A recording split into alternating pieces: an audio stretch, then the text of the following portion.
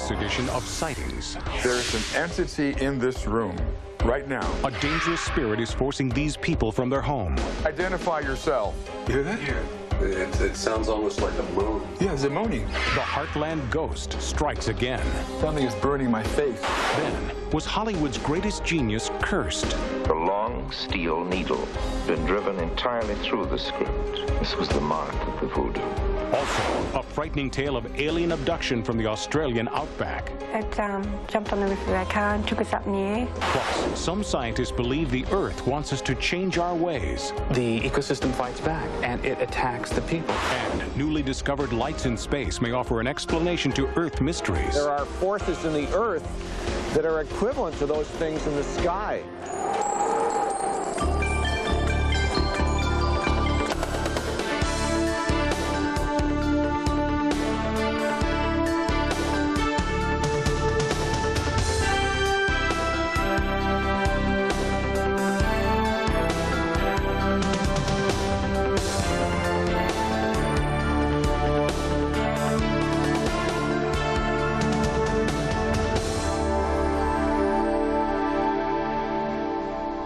Welcome to Sightings. I'm Tim White.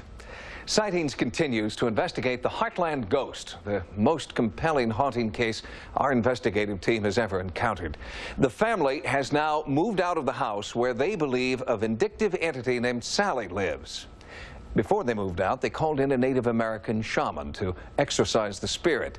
Then our team returned to the now empty house with psychic Peter James to see if Sally was really gone. From the outside, little has changed since Peter James first visited this remarkable house last summer. In fact, the house stands today much as it has since it was built in 1872. But this time, the upstairs window was empty. No one peered out on the quiet street in this quiet town in America's heartland. Sally, the child entity from the past that Peter believes is trapped in the present, seemed to be gone. And the family, Pam, Jeff, and Donnie, who tried to live with the haunting power in this house, have moved out. Heard 'em. As chronicled in past episodes of Sightings, the ghostly activity began for them when family photographs revealed strange, unexplained images. This was the room that there were a lot of photographs taken. One was when I was sitting down here, and then two entities showed up, one about in this area here, and then one somewhere in this area here. After those photographs were taken, the haunting seemed to move upstairs, where the family began to feel an unnatural force at work in their son's nursery. This room spooks me, to be honest with you. This is where a lot of her activity happens. She's taking toys from that part of the room, throwing them out here to the middle of the floor. She's moved furniture around. After a few months, the paranormal activity took a more destructive turn. While you guys were outside doing an interview outside, there's something we've discovered in here. It just looks like it's burnt, and the rest of the petal is moist still. It's still half alive. But the outside, it's ashes. And finally, there was the moment before our Sightings cameras when something or someone viciously attacked Jeff. She's right here with me right now. I'm feeling something really cold shoot around my stomach.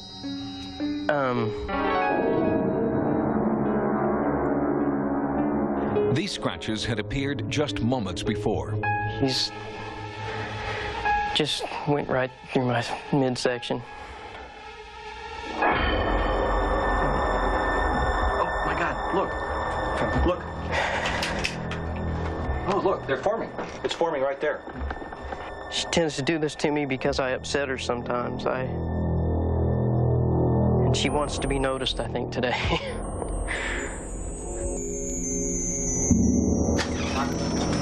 On Peter James' first visit to the home, his psychic impressions centered on the link between a child entity and a former resident of the home who had lived here at the turn of the century. I feel very medical about this for some reason. A medical person that that had a strange lifestyle. Peter's accuracy was remarkable.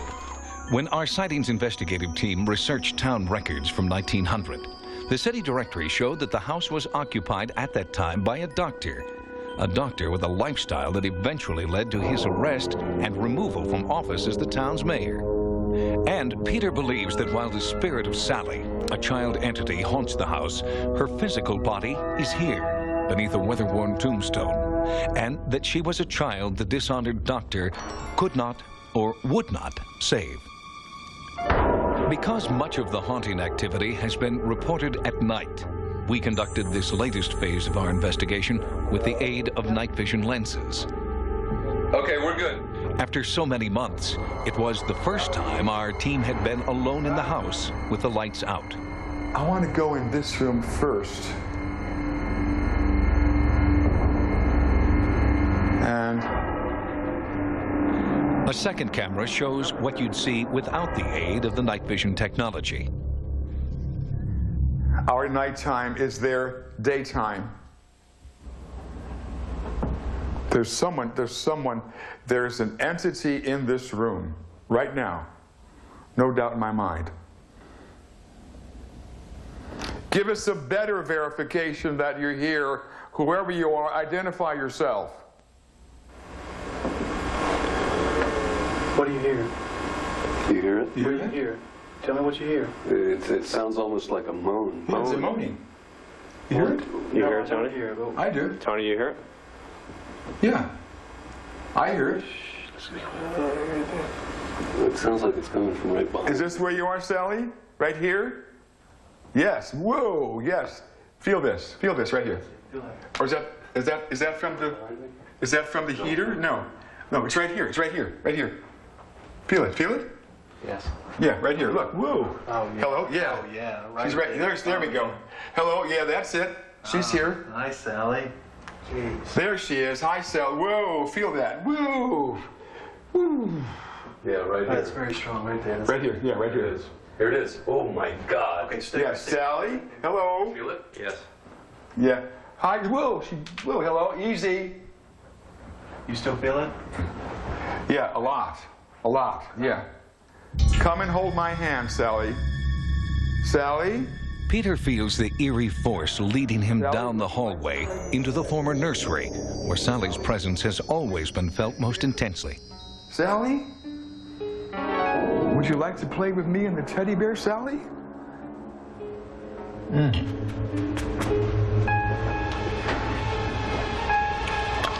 You all right? Yeah, I'm fine. Just burning. Is this unusual, Peter? Something like this happen? Yeah, she's, oh, man, baby burns. Sally has supposedly burned before. A rose, a bib, but never a person. Something is burning my face, like, right now. Peter James was visibly shaken by the painful encounter. Wow. Sally, you be nice. The team broke for the night, but returned the next morning to find an anxious former resident with an amazing story. I started watching the show and I couldn't believe it. There was no doubt that it was my house, you know, and I'd spent years here. And they showed the bookcase, and my grandmother had all of her medical books here. This room, which is the nursery, was actually my two youngest brothers. And as I passed through the hall and going by here, a light caught my eye. So I turned and I looked in here. It was right here where the fire happened. And as you can see, there's no electrical outlet or anything. It seemed like it was only concentrated right here. In my memory of it has always been, you know, why did that fire start and how? And so, you know, going back and talking to all my brothers after seeing that first show, every single one of them had, well, what about that fire in Kevin Dillon's room? And, you know, I said, that's what I thought of too. And especially when they said that this is the room that they've had the concentration of Sally being in. And I thought, you know, if she was there when we were there, you know, I kind of had that feeling like, were we being watched all those years? Or as if to confirm her suspicion that the family had been watched, an eerie cold spot suddenly formed. Oh my gosh, yeah, that's weird. Yeah, it's cold. Yeah, it's much colder than anywhere else. It is cold. What does it feel like to you? It's like a breeze blowing. It's very cool. But there's no, all the windows Yeah, are the windows are shut. The heat is off. And I feel like I'm really hot, so this does feel really cold here. Well, say hello to Sally. God dang, that's so weird. Despite the family's attempt to exorcise the spirit, Peter James feels she is still here. How can we deny the fact that she's here? And this clearly says you better reconsider your thinking patterns about ghostly activity, because there are two entities here and will remain here, in spite of his attempted exorcism. In fact, as you will see later in this program, Sally's supposedly vindictive nature was once again painfully obvious as our investigation broadened in the days that followed. Peter James believes that Sally is still present in the house. And there was other evidence as well. When the former tenants, Jeff and Pam, returned to the house for a surprise visit, something sinister returned with them. And through a live computer hookup with hundreds of Sightings viewers, many of you were able to be there at the very moment of contact. Later on Sightings, we go online with our Heartland investigation. So you physically felt that? Yeah, that hurt. And was Hollywood's greatest genius the victim of a mysterious curse? Hollywood has made hundreds of movies about the evil power of curses. There's the curse of the mummy, the curse of the cat people, and of course, who can forget the curse of the swamp creature? They make the subject laughable. But there is one real-life Hollywood curse that is deadly serious. It may have been the reason why one of the big screen's brightest lights burned out before his time. This is a voodoo witch doctor. I ran into him in Brazil and Rio de Janeiro. We were down there making a documentary film. And so I arranged with a good deal of difficulty to film a voodoo ceremony. Everything that Orson Welles did before 1942 worked like a charm. And it was my unhappy lot to have to tell him that the filming was off because I had just received word from Hollywood that the president of the film studio had been removed. It was his downfall. Once he left Hollywood and went to Brazil, there was no more money to spend on voodoo ceremonies. And the witch doctor assured me that this was deeply offensive. He never got another job in pictures anywhere remotely like the kind of opportunity he'd had. On my desk, in a script of the film, was a long steel needle. It had been driven entirely through the script. And to the needle was attached a length of red wool. This was the mark of the voodoo. It was 1942, and Orson Welles was the undisputed king of Hollywood. Citizen Kane, still considered the greatest film ever made, had been released a year earlier, and Welles was still receiving accolades for his historic War of the Worlds broadcast. But suddenly the voodoo curse seemed to change everything. I know that Orson always felt that he had been cursed with the whole Brazil enterprise. Director Peter Bogdanovich was Welles's friend and worked with him on his memoir, This Is Orson Welles. In it, Welles chronicled his ill-fated attempt to make a documentary about South America titled It's All True. Orson had a strong belief in superstition, in witchcraft, in black magic and white magic, and I think he took it quite literally. I think he felt that the picture was cursed and that he was suffering from that curse. I think it pursued him to the end of his days. Curses are real. Curses are made every day, every moment of every day by people towards other people, and they have effects. Curses can kill people. Curses can make people sick. Curses can ruin people's finances. Curses can certainly ruin people's love lives. How do the curses work? There is no canned answer to that question.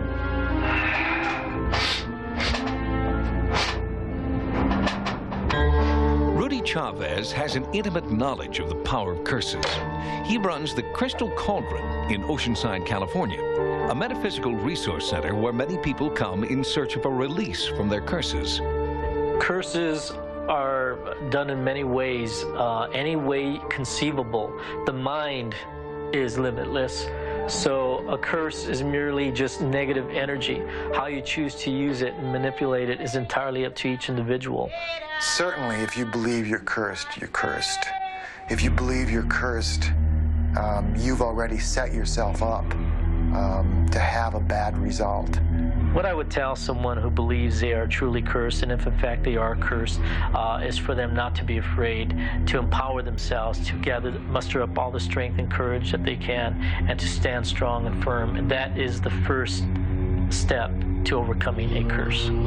Chavez calls his technique for removing the negative energy of a curse a spiritual cleansing. We would anoint the pulse points with a spiritual oil or a cleansing oil.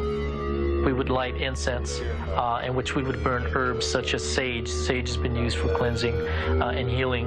And we would invoke the blessings of God.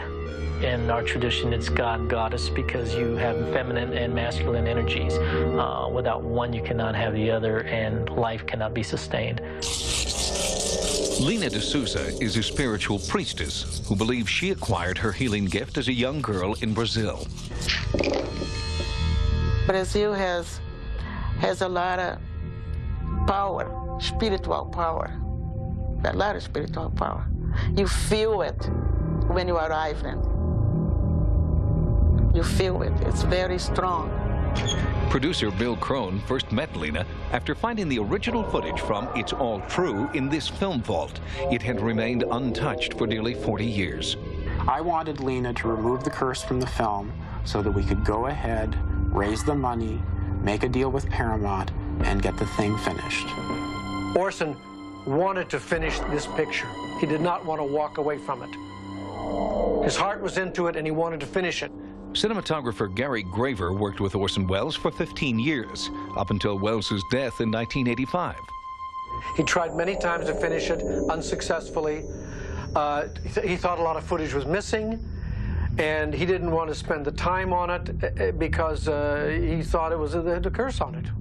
When I saw Lina for the first time, we sat down and she threw a bunch of seashells on the table and looked into them to see what had been done. She said, "Whoever did this did a good job, but I think we can turn it around." And when I threw the shells, I read what the shell did, and then I give him the answer. And the guide says it could be removed. It was not easy to do it, but it could be done. With the help of her spiritual guides, Lina claimed she had lifted the curse. Bill Crone resurrected the Welles footage and completed the film.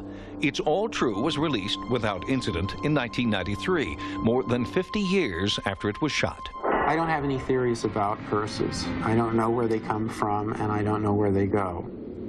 But I think I was involved with one for 11 years, and I'm glad that I went to someone who knew more than I do about curses, because I think if I hadn't, It's All True would never have been finished. If you're worried that someone might put a curse on you, remember that most curses work on the premise that you can trick the mind into harming the body. The power of a curse is as strong as your willingness to believe in it. Next, newly discovered lights in space may explain baffling Earth mysteries. It's documentation of a natural energetic.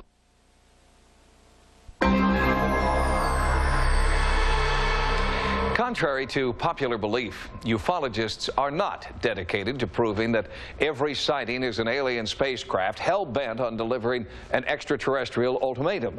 In fact, the lion's share of their work involves searching for a scientific explanation for anomalous lights in the sky. Recently, a new natural phenomenon has been videotaped for the first time. The tape offers a scientific explanation for some UFO sightings. There have always been lights in the sky, a celestial painting we can't always explain. As technology reaches farther into space, science is finding answers, but also new phenomena high above the Earth. All around the world, there are extraordinary energetic phenomenon that people have reported off and on throughout the years in the scientific literature. Everyone has seen these extraordinary forces at work when they rip through the atmosphere and crash to Earth. And now, spectacular new pictures reveal definitive proof that enormous blasts of colored light, which once existed only in the imagination of science, are, in fact, real. It's documentation of a natural energetic phenomenon. We haven't looked at this enough. The blue fans of light are called jets. The red bursting cones are sprites. Blue jets and red sprites emanate from the top of thunderclouds and are 20 to 60 miles high. They are seen here in slow motion because sprites and jets last only a few thousandths of a second. Hopefully what it will do is encourage NASA to start using remote sensing technologies to map out not only sprites and jets, but more subtle forms of energy that exist all around the Earth. There's nothing subtle about sprites and jets, but their discovery may be a roadmap to more elusive, mystical phenomena.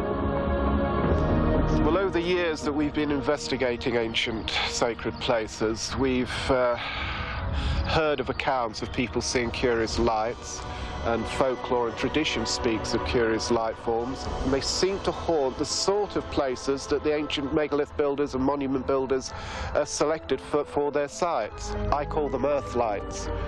And we see these curious lights have been seen by all traditional peoples.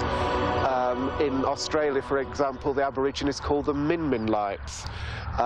In the Native American Indians, many different Native American peoples have different traditions about these light phenomena. Sightings of magical earth lights infuse Native American myth and legend, and sacred places were set aside for their worship and observation. Unusual, sometimes visible energetic discharge phenomenon like the Marfa lights down in the southwest. In China, there are mountains with balls of light that supposedly dance around the tops of them. There are the Andes lights, that are these glowing spires that shoot up into the air above the Andes mountains. Pilots have reported seeing glowing columns of light for years, but their observations remained anecdotal until these pictures were taken. In the Earth, there are enormous telluric currents in the ground. There are probably equivalents to the sprites and jets. We just don't see them. When lightning strikes, the heavens and the earth are connected, and there are forces in the earth that are equivalent to those things in the sky. Geophysicists have suspected the existence of red sprites and blue jets for many years, but it wasn't until technology caught up with imagination that the phenomena were finally documented on videotape. The same may prove true for paranormal phenomena that we suspect but cannot document yet. Up next, uncontrollable new diseases may be a sign that the Earth has had enough. We are the problem.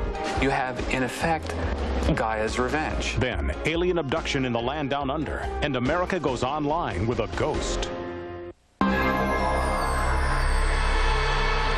In 1979, scientist James Lovelock wrote a controversial book called Gaia, A New Look at Life on Earth. In it, he described the Earth as a living organism that, like the life teeming within it, was capable of sickness and healing. Today, in an era of global warming, deforestation, and overpopulation, many scientists have come to embrace Lovelock's theory, and they have a warning. The Earth will heal itself by killing us. Gaia is the Greek word for earth, and the Earth, according to many scientists, is not well. Gaia is striking back, they say, at the source of her problem, the human race. Gaia's revenge will be swift and deadly, unwittingly set in motion by us, the instruments of destruction. With the destruction of rainforest around the world, rare viruses have been released in populated areas. Viruses with names like Ebola and Marburg can kill a healthy person in less than 48 hours. The viral outbreaks are just beginning, but Gaia theory says we are running out of time. I find the theory of Gaia, where the Earth is seen as a living organism, reacting to responses from the outside and stimuli, such as deforestation, totally credible. For more than 20 years, naturalist Arnold Newman has led expeditions deep into the tropical rainforests of South America. He has seen firsthand what deforestation is doing to our planet. we're losing 1 football field per second in the tropical rainforests. That's 100 acres per minute. If we extrapolate that, we're losing an area the size of Great Britain annually. Why is an area covering only 7% of Earth's land mass so significant? Because it contains 90% of all life forms. By the year 2010, that's 15 years away, we'll be responsible for the extinction of 20% of Earth's species. In 60 years, 50% of the species on Earth will be gone, irrevocably. The Gaia theory suggests that Earth, like man, has vital organs, and that the heart is the rainforest. If we cut down the tropical rainforest, we're not just harming the people who live close by. It has an effect on the overall system, just as if I stuck something in your heart, or in your brain, or in your lung, the rest of your body would react. When I began my research on Gaia, I was skeptical, and I was going to knock the stuffing out of it. I'm from Brooklyn. I am not New Age. And I figured this is one of these sort of oogie-boogie kind of concoctions that is masquerading as science. But the more journalist Lawrence Joseph learned about Lovelock and his Gaia theory, the more he came to accept it as prophetic. He began to see a frightening correlation between man's encroachment on the environment and the impending destruction of the planet. We are the threat. We are the problem. There are 5 billion of us on the planet. There is a 250 billion pounds of human flesh on this planet. The world's population is expected to double within 40 years. With twice as many cars, twice as much pollution, and double the need for natural resources, how will the Earth sustain us? Every year, we consume about 40% of all the green stuff that the planet produces. With 10 billion people, we're clearly going to be consuming almost everything that the planet produces. We cannot live beyond our means, and we're getting perilously close to doing so. By cutting away and disrupting the balance, you have, in effect, Gaia's revenge. The ecosystem fights back, and it attacks the people. It harms them with disease and drives them out. Ironically, it is people who may be Gaia's unwitting accomplices. Deadly viruses once locked deep in the rainforest are now being unleashed by our unrelenting march into remote areas. We are endlessly fascinated by movies that depict us being eaten by aliens and sharks off Amity. The reality is that we are eaten, and we are eaten by bacteria and viruses. And they are the real threat. Millions of people are going to die from HIV for every person who gets gobbled up by a great white shark, fictional or otherwise. We're probably only just seeing the tip of the iceberg to all of the viruses that are out there. And there's probably plenty more to come. Virologist Scott Lane is an associate professor at the UCLA School of Public Health, where he is a leading researcher in the fight against AIDS. There's a whole web of where infectious diseases are emerging from right now. It's the rainforest, it's the sea, it's the land that we live on. There are airborne viruses, and there are viruses which are sexually transmitted. If you look at the average American, as described by the recent sex survey, they'll have 5 sexual partners in a lifetime. That means they've got a 1 in 40 chance of encountering somebody who carries a deadly disease. I wouldn't want to do anything that had a risk of 1 in 40 of killing myself. It makes bungee jumping look incredibly safe. One of the most gruesome killer viruses to emerge from the rainforest is Ebola. Trapped for perhaps centuries in this dense protected environment, it has not been as easy to contain the virus in laboratories and test tubes. Ebola virus was discovered in this country, uncontrolled, in an animal quarantine facility in Reston, Virginia. If the airborne virus had spread outside the facility, thousands, if not millions of Americans would have died a horrible death. When you're infected with Ebola virus, it seems to grow in all of the cells of your body. Ebola causes your blood to clot, and it also causes your blood to thin at the same time. You may start vomiting blood. You may start sneezing blood. Blood might start breaking out of pores in your skin. And in the meantime, you bruise. Those bruises, they break open. You literally turn into just a petri dish for the virus, and you die a horrible death. A jet plane and 24 hours is all it would take for one person with Ebola to spread the virus worldwide. You can be one day in Hong Kong, you can be the next day in New York City. You can be one day in Australia, you can be the next day in China. Jetting around the world is a factor for spreading viral infection. Is an outbreak of Ebola or another new deadly virus inevitable, or is there still time to prevent Gaia's revenge? I think there's been a fundamental mistake in the approach of environmentalists, and that's the save the earth notion. Fear, self-interest is a much greater motivator, and I think when that finally sinks in, and I believe it has begun to, then people will see that the environment is not just another good deed, but it's necessary and beneficial for themselves. I think it's going to be very interesting to see what path humanity decides on taking. Are we going to be the wise stewards of our planet or the desecrators of it?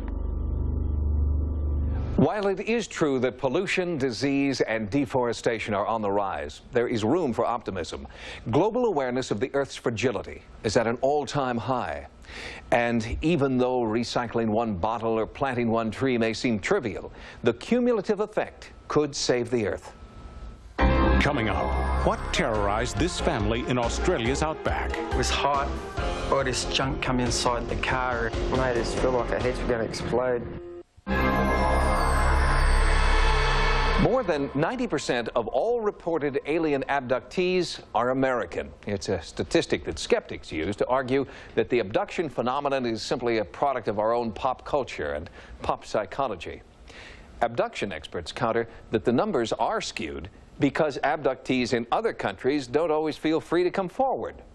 That was certainly the case for an Australian family who were forced underground after their experience was ridiculed in the press. On the afternoon of January 20th, 1988, Faye Knowles and her 3 sons set out from Perth in Western Australia to visit relatives several hundred miles away. At dusk, they were crossing the Nullarbor Plain, a desolate stretch of road through the Australian desert. It was here, as day turned to night, that the Knowles encountered something terrifying that remains unexplained to this day. We drove on, and this object kept on following us, and somehow, I don't know how the hell it done it, but it wasn't actually flying, it was just hovering. It didn't have wings or anything like that, it was just hovering. We nearly died. We thought we were dying. And the faster we went, the faster this object went. The Knowles had experienced abject fear at the hands of an unnatural force. Police offered no explanation, and when the family turned to the media for help in finding an answer, the media turned on them. Would you please welcome a couple of people who've seen the light, Faye and Patrick Knowles. What was your first reaction? I thought we were going to die, you know. Did you know what it was? Didn't know. It didn't look like anything you'd ever seen before. No, that's right. The object picked the car up, and Mum wound in her window and put her hand out in the roof, and she touched let me get this right. You've been picked up by an alien craft, and you've wound down the window, Faye, and put your hand on the roof. Because I was curious to see what was up there. So you're way off the ground, you've got the alien spacecraft picking you up, and you've virtually patted it, haven't you? As this was going on, it was like a really loud sound on top of inside the car, and there was like a material, it was like a fog that was coming into the car, and when the material came into it... was your mum's skin burning. The media treating the Knowles family was ruthless. I don't think one person honestly asked sensible questions and tried to console these people and seeing the state of anxiety that they were in. I mean, people would say, oh, you know, you saw things, you're making it up. That's not true. A lot of the interviewers, I find and have found, make a bit of a joke of it and don't really approach it seriously. Some staining due to soot from outer space, others staining due to terrified passengers. The impression I got on the Knowles case that it was a serious and definite event that happened, experience that they had. Here, for the first time outside of Australia, and without reprisal or ridicule, is the story of what happened on that January night in 1988, as told by the Knowles in their own words. I was next to Sean. He was sitting in front, driving, and I was asleep in the passenger side, and Sean goes, "Pat, wake up, look at this." And he goes, and I go to him, "What's the matter?" He goes, "It looks like a UFO." And I said, "Can't show you." We drove up to it, approaching it, and this thing was, at first, it was just stopped in the road, and we approached it. Yeah, it was more like an egg shape, and it had like a yellow centre. Next minute, you know, this object appeared back behind us, and I said to Sean, "Come put your foot down, let's get going." And that's when I decided to put my foot down, and it just caught up within a matter of seconds. Sparks hit the back tyre like something was trying to blow out the tyre, like the object behind us. It blew the tyre out with like a beam of light. Before we knew it, she just went clunk on the roof of the car. It jumped on the roof of our car and took us up in the air, like that. And as it picked the car lit up like a microwave. It lit up really bright inside. We heard this great big enormous sound, sounded like a motor or something, I don't know what. It's really hard to describe, like it made us feel like our heads were going to explode. Yeah, we're frightened and like our brain's been sucked out. Yeah, it was hot. All this junk come inside the car, and you know, and at that time it was hard to explain because I kind of blanked out. As the car was dropped, you could feel this object slip off the car. Not long after, you know, it dropped the car. That's when I come out of it, and I took off from the car. I told them all to jump out. We jumped at the car, ran up to the bushes, hid in the bushes. And you could see this thing, it was still looking for us. And at the same time, I turned the lights off in the car, and somehow it could not focus on that car. Somehow it was working with our lights. As soon as I turned those lights off, it just could not find us. According to the Knowles family, it was at this point that they experienced what ufologists referred to as missing time. I think we lost about an hour and a half in time, and it's really hard to explain, you know, how long it did take. Local police investigated the incident and found several eyewitnesses who corroborated the strange events on the Null Arbor Plain that night. They were travelling along the road. A bright light appeared in front of the car. Shortly after, the light disappeared behind the car. The car was picked up on the road, shaken violently. The car was covered in ash, black ash. What about the people? Were they harmed at all? Weren't harmed, but visibly shaken up. Many people witnessed the Knowles event, and they were from all professions and walks of life, and they were travelling in different vehicles. So we had people in spotter planes for the tuna boat people. We had the tuna boat people experiencing the UFO light above them. Police investigators and scientists examined the car and analyzed the sooty residue found inside. Although their findings were inconclusive, most of the investigators insisted the damage to the vehicle and the tires was caused by some unexplained but natural causes. A lot of the powers that be put it down to the rising sun or Jupiter or these other things which they think ordinary people mistake these things for, but it's their way of getting around it and not having to do anything about it, I think. We just want people to know what happened to us and that we weren't out for anything, you know, we thought it was amazing ourselves. We thought we'd like to let people know what happened because it's, to us, you know, it was exciting plus very frightening, you know, you can't really explain what it's like unless it's actually happened to you. Like people say, you know, people used to laugh before and make a joke of it, but now they don't. Since the Knowles experience in 1988, there have been many anonymous reports of mysterious lights hovering over the Null Arbor Plain. But so far, no one since the Knowles family has been willing to come forward and tell their story publicly. Coming up, while Sightings is online with viewers, a violent spirit makes its presence known. In the last 5 minutes, 3 scratches appeared on his body. We now return to the house in America's heartland, which has been the focus of an intensive sightings investigation. This time, many of you came with us through a live computer forum set up with America Online. In the world's first online ghost investigation, hundreds of Sightings viewers were able to experience the haunting firsthand. She was clearly dressed in garb that would be worn by a child at the turn of the century. As Peter James concluded his psychic investigation, the team moved downstairs, where Sightings co-executive producer Stephen Krupnik was leading a computer forum between Sightings viewers and the investigative team. Through a live nationwide hookup, viewers could ask questions, make comments about their own beliefs, and experience the haunting firsthand through the information superhighway. Here, computer users posed questions directly to Peter James. I would like to know if there's any way to learn how to talk to or contact a ghost. It takes a lot of trial and error and a lot of nurturing and a lot of just being persistent. All good things must come to an end. Time is up for this event. Great.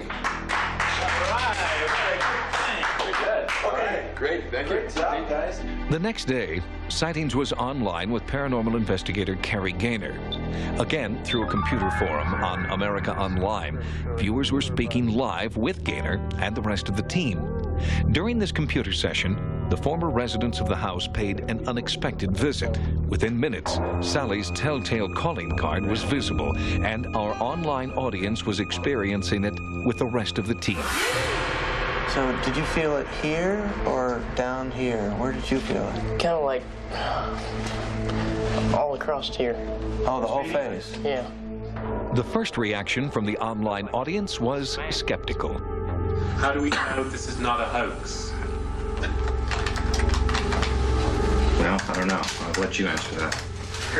We got 15 people observing this right now. In the last 5 minutes, 3 scratches appeared on his body in full view of 8 witnesses.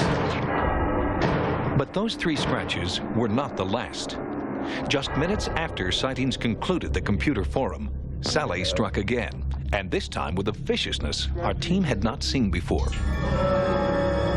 All of a sudden, his knees buckled, and he just kind of let out an oh, and clearly something happened. We went up, lifted up his shirt, and there were 2 vicious scratch marks across his back. I mean, it really looked like an attack. You okay? Still hurt? His knees even gave out. Up to this point, the family has asked us to keep their identities and their town secret. But in our next report from America's Heartland, Sightings will bring you both Carrie Gaynor's complete investigation and the true identity of the scratching victim we now call Jeff. Sightings has expanded its America Online area. Keyword Sightings when you log on for access to Sightings stories, images, and events. To subscribe to America Online, call 1-800-591-3344. And you can still reach Sightings 24 hours a day at 1-900-933-7444. Until next time, remember, no mystery is closed to an open mind. For Sightings, I'm Tim White.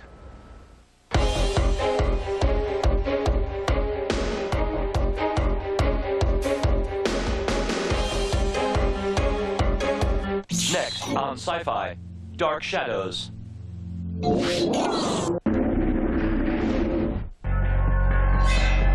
It's my hand. It's like it's got a mind of its own. It makes me do things I don't want it to do. That's disgusting. I cut off my hand, and it's gonna kill you all. I can't watch. Seth Green, Dark Angels, Jessica Alba, the network premiere of Idle Hands. Tomorrow at 9, only on Sci-Fi.